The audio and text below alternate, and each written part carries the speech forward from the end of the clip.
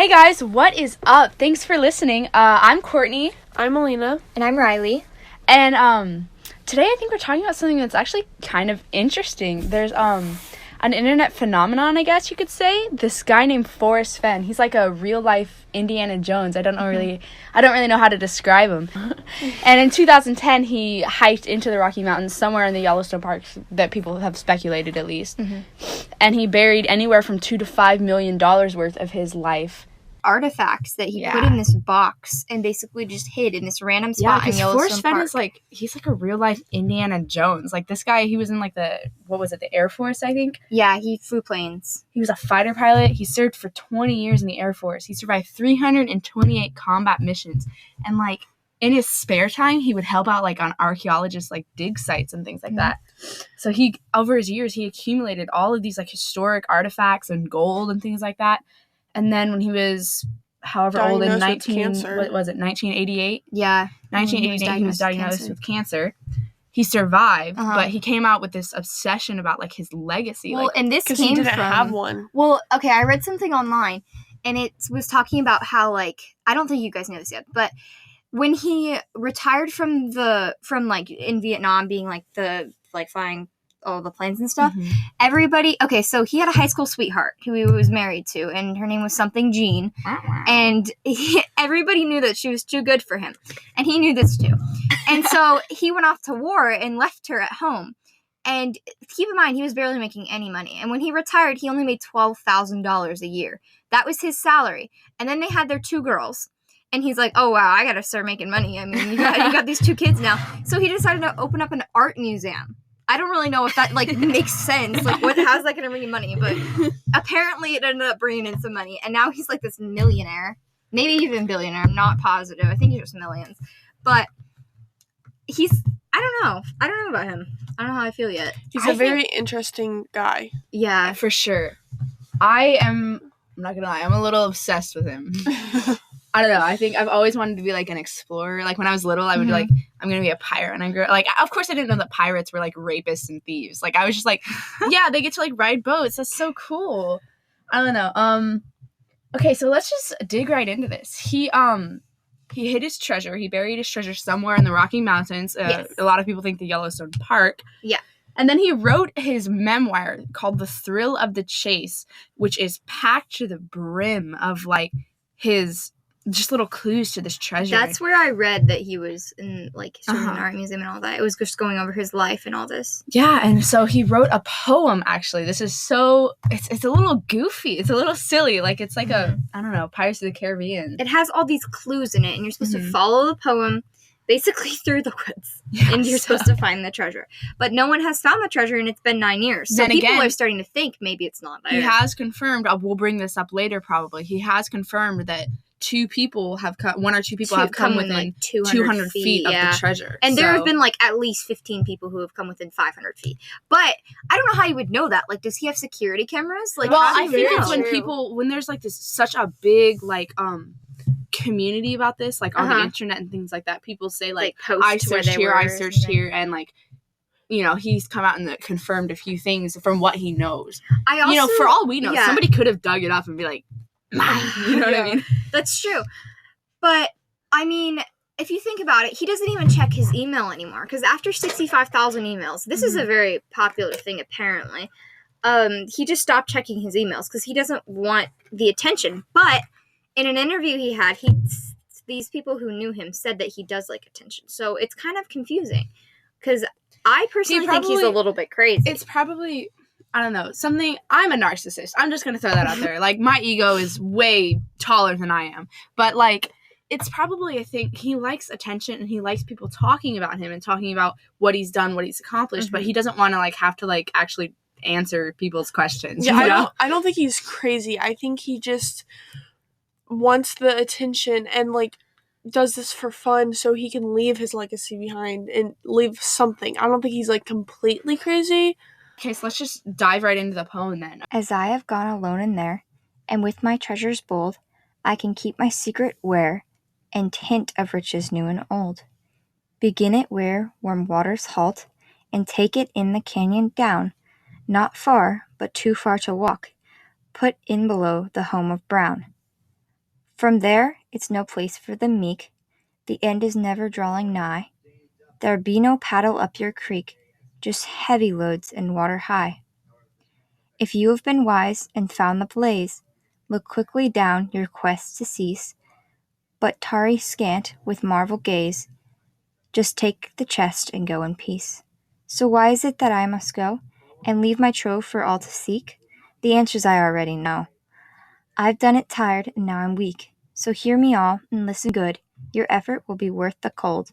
If you are brave and in the wood, I give you title to the gold.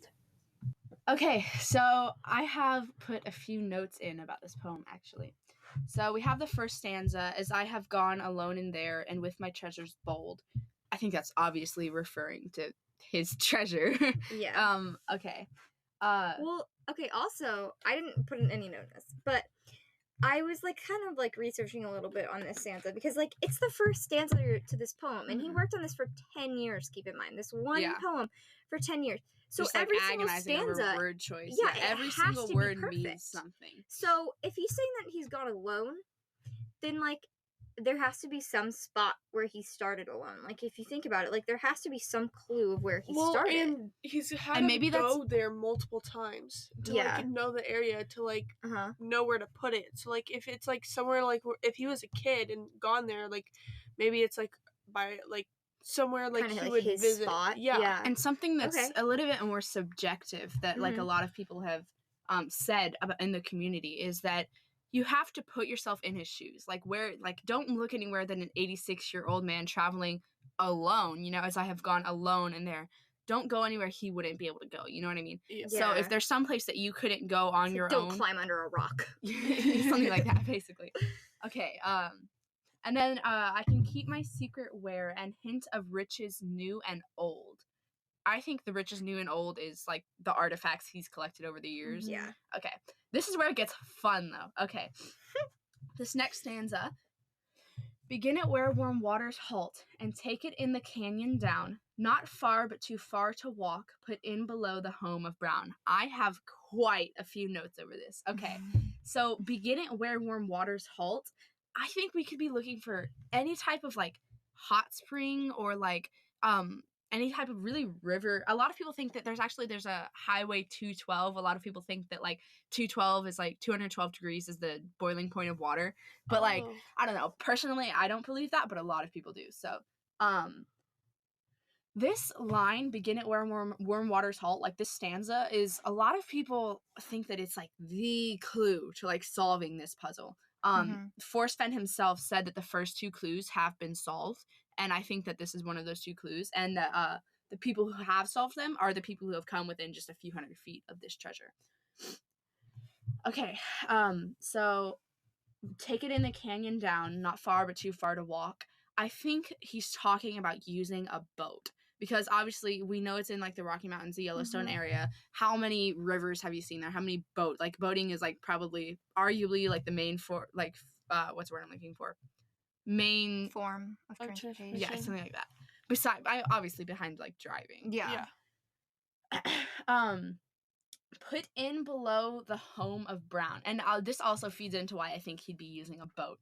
Okay, so you guys obviously are listening to us, so you can't tell this, but in the actual line, Brown is capitalized. The B. The B in Brown. So put in below the home of Brown. And nothing else besides the beginning of that stanza is capitalized. Mm-hmm. So it's obviously meaning something more important than any of the other words. Something like a proper noun or a name, as in Joe Brown, who was a trailblazer kind of thing. He has several things dedicated to him in the Yellowstone. He has a river, a trail. Uh-huh. So he's important. And more important enough to be put in there. Mm-hmm. Mm-hmm. And Yellowstone was basically his home, put in below the home of Brown. And then there's a port. There's the Joe Brown Creek, the Joe Brown boat launch, and put in.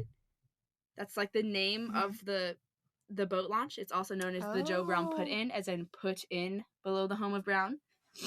So going off of that, what's below, that's the only thing I haven't figured out is below. It has to be, I'm thinking that our treasure is below the Joe Brown put in, you know what I mean? Yeah. So referring back to the where warm waters halt line, the last warm waters heading out of Yellowstone belong to the boiling river. which is right over the Wyoming state line below the Joe Brown boat launch. So, I don't know. And here's another, like, just like a little thing. Right beside the Joe Brown Creek is, they call it like the Slip and Slide Creek, which is kind of a silly name, but slides and slipping and sliding is mentioned not in the poem, but a few times in the book, in The Thrill of the Chase, his memoir. So I just think that's a little thing. And also for the put in below the Homer Brown, when it says like put in below, I think of like a boat going into water. So like something kind of like, that's what I think of when I read that sentence, is like below, like a boat putting in the water. Yeah, for sure, yeah. I think that he's definitely talking, obviously, about a boat. Yeah. Okay. From there, it's no place for the meek. The end is ever drawing nigh. There will be no paddle up your creek, just heavy loads and waters high. Okay, so I did not get a ton of research on this one line, the end is ever drawing nigh, but I do think that it symbolizes something. I think it's very important. I don't know why. I just have a really, like, a feeling about those two lines. The end is ever drawing nigh. From there, it's no place for the meek. I think that's really important. But I did get a few notes about there'll be no paddle up your creek. I think a lot of people think it could mean like a dried up creek bed that like you don't need a paddle for. But I think it probably refers to the Joe Brown Creek that we referred to earlier. But then again, like this little section I have not enough research on, probably. Okay, well, here's the next stanza. If you've been wise and found the blaze, look quickly down your quest to cease. But tarry scant with marvel gaze, just take the chest and go in peace. Okay, so Forrest himself has like implied like publicly before that the blaze is white. It's a singular object, and it can't like it's not possible for someone to just like move or remove.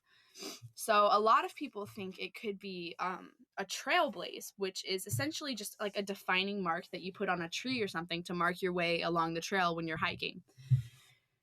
I don't think that's what it is, though, because a trailblaze could be really easily removed. Like, you could literally just scrape it off the tree. Like, it can be easily removed. I don't see why someone would do that, but, like, you could.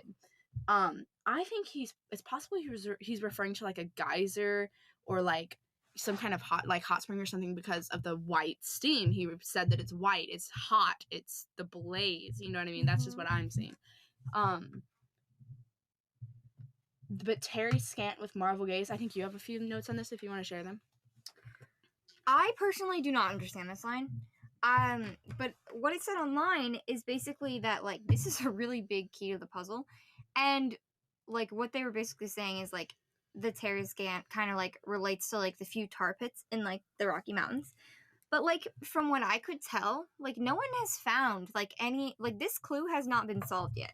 Like, some of the other clues, like he said, the first two clues have been solved or whatever. But this one is just confusing because people are confused how you can relate a tar pit to something that you can gaze at. Like, it's not, like, a beautiful gaze. Because they're basically saying that, like, this would be an elegant, like, place to hide the treasure. But then they're saying tar pits. So, I don't know where this would be hidden at. Because that just is a hard one to, like, figure out. Yeah. With marvel gaze, that's, I would assume it's something that like you're in awe of. Marvel, you know, like you're looking at it and you're just like, you know what I mean? Like you gotta take a step back. Something, yeah. So I don't know. But, tar like, pits where are would a not pretty. tar pit be where like you would have a beautiful view? Like, that's weird. Like, tar pits would be like down in like the canyons or like something like that. Whereas like a view, you would think. I think of like looking at the mountains. Yeah, like, off of like a cliff or something. I think that to solve this puzzle, you're gonna have to be someone who knows Yellowstone like the back of your hand, like a ranger or something there. Yeah. Okay, so the rest of it, just take the chest and go in peace. So why is it that I must go and leave my trove for all to seek? The answers I already know. I've done it tired and now I'm weak. Obviously, I think that just means he's tired and weak. Yeah, he's getting old. Yeah. You know, he wants to leave a legacy. He doesn't have anything left for him. So hear me all and listen good. Your effort will be worth the cold. One of you guys brought up a really cool point that when you go deep enough into a canyon, which is referring even like a cave, it gets colder. It gets colder. The temperature drops because you're in this area where, like, your natural, like, the sun isn't always going to hit, and it's going to be colder. Mm-hmm. And then earlier in the poem, he says, and take it in the canyon down, as if you're going down a canyon. So that could be what that's referring to. Mm-hmm. If you are brave and in the wood, I give you title to the gold. That, to me, is a little contradicting, though, because if we're going off of this, we're assuming he's down in a canyon. If you are, I don't know a lot about canyons, but I'm guessing there's not forests inside of them, is there? No. No. Okay. That would be a weird find. Yeah. That would be a little awkward. Minecraft kind of stuff. If you are brave and in the wood, maybe he hid it on a mountain somewhere, because mountains are the only place I can think of that get, like, snowy and cold, and there's also woods. Yeah. I mean, like, besides, like, more than usual cold, you know what I mean? Yeah, I know what you mean.